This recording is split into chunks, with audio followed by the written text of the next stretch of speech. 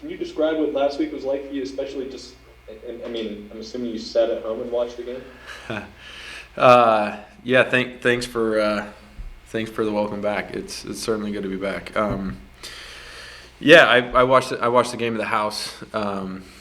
Man, I was talking to my wife during the game that this has been so abnormal for me in the NFL. This was the fifth game that I missed this season and not able to play, and so it was a tough deal. When you want to be available, you want to help your team and all those things, and you're stuck at the house watching the game. So it's nice to be back and excited for these next few weeks. How you doing, Taysom? Taysom, you've talked, I guess, several times about patience and perseverance this season. How far has yours been stretched?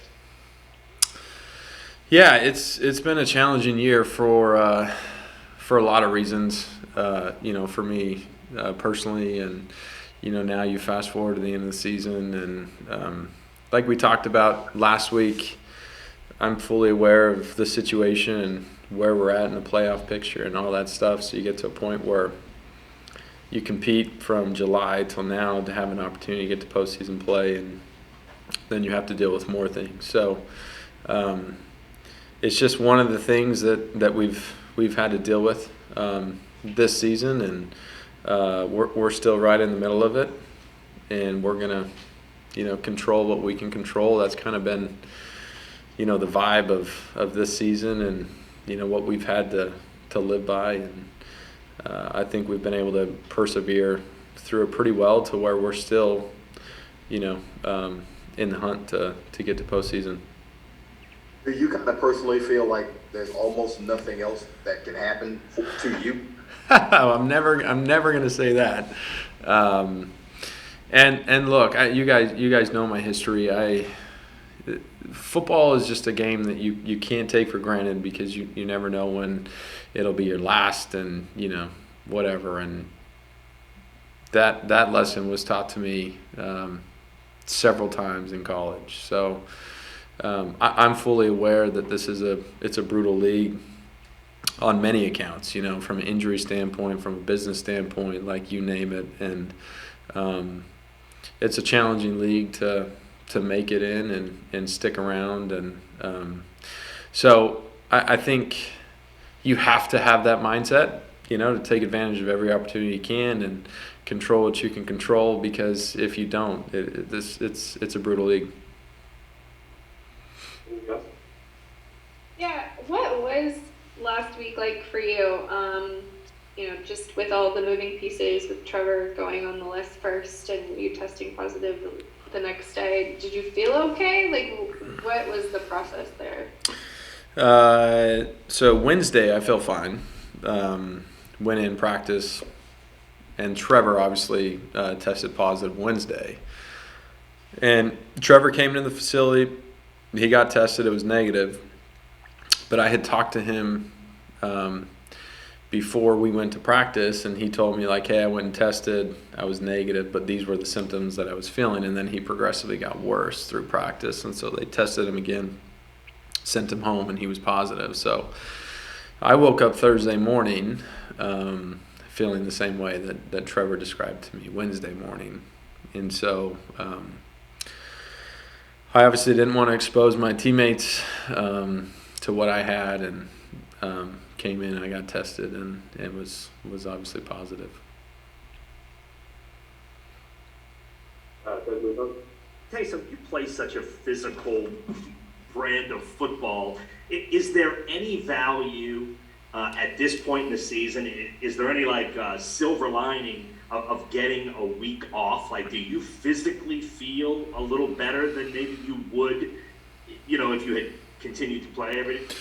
Yeah, I think I would have said the answer was yes in some weeks. There's some weeks that you get a little, banged up over the others. And I think by week 17, everyone's dealing with something. But I would say that for me physically, like, my body has gotten to a place where I'm used to the bumps and the bruises and the banging and, what's asked of me on game day, that, honestly, I felt I felt fine. The issues that I'm dealing with between my finger and my foot and stuff, those are just issues that I'll have to deal with the rest of the season. So physically, I felt fine last week, and I wouldn't say that there's any noticeable difference from last week to this week. But that's not always the case. Most of the time, maybe a week off like that would do you some good. But physically, I was feeling pretty good last week.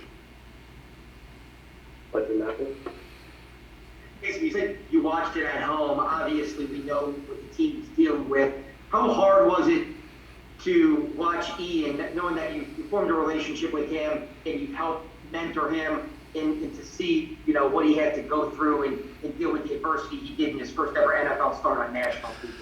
Yeah, I mean, there was a range of emotions, right, where I was disappointed that I wasn't able to play, but my disappointment of not being able to play was some excitement for Ian. And look, I dialed in on every Zoom call as a part of every meeting that we had last week from home. And then I had multiple conversations with Ian over the phone to support him, and I was excited for him. Ian's been a great rookie. He's been fun to have around. He came in here with the right mindset, wanting and willing to learn and work hard and, all those things. So when this happened and he was getting this opportunity, I was excited for him. And so I think the thing that was most disappointing to your question was that I wasn't able to be there on the sideline for him. I wasn't able to be there to talk him through different things, to talk to him about, what they were doing. Here's, whatever, that conversation would have been on the sideline. And I think that there's a comfort level, from training camp till now. We've been together for a long time. And I was disappointed that I wasn't there for him that way. I'm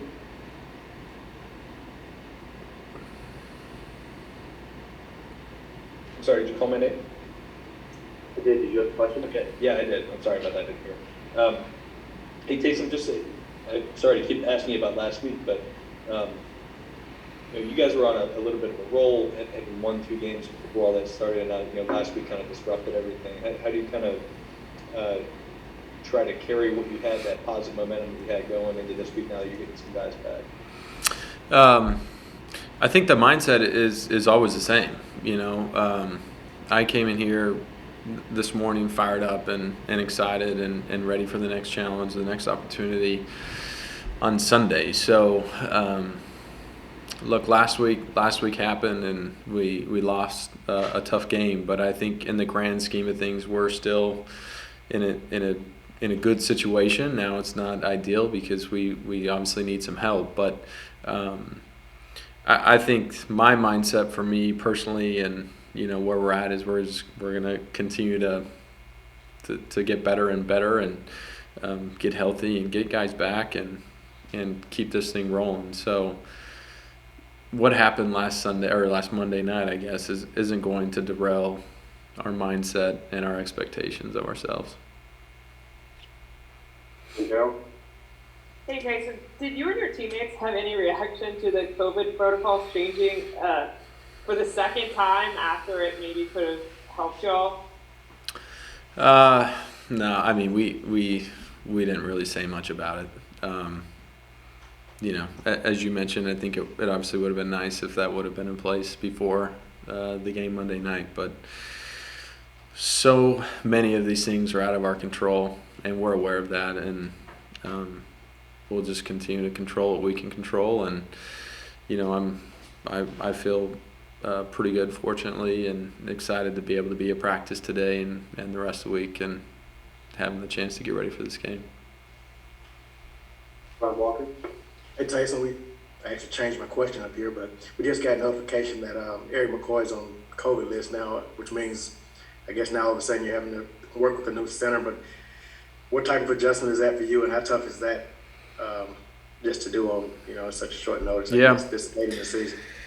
Yeah, I mean, look, we ask a lot of our centers here, and Eric's been an anchor for us. I know he had that injury early in the year, but this last half of the season and stuff, he's been an anchor for us up front, and he'll definitely be missed. I think with that being said, I think from organization standpoint, they've done a great job of preparing these other guys, and